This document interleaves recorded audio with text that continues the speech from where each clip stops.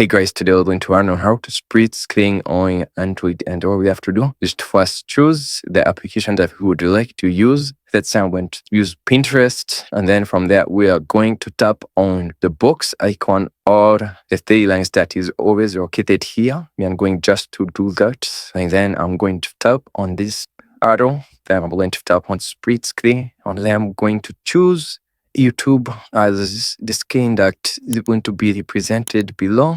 Going to balance it. Then, as you can see, I will be able to operate on both screens, test on my screen. And in the case that you are unable to access the split screen, you're going to head on over to your Play Store or Apple Store if you're using an iPhone, and then we are going to search for split screen. You're going to make sure you've downloaded this app, and you're going to tap on open, and then you're going to choose the app that you would like above and the app that you would like below, and you're going to be able to split your screen. And thank you guys for watching this video. Please do like, share, and subscribe, and I'll see you guys on the next video.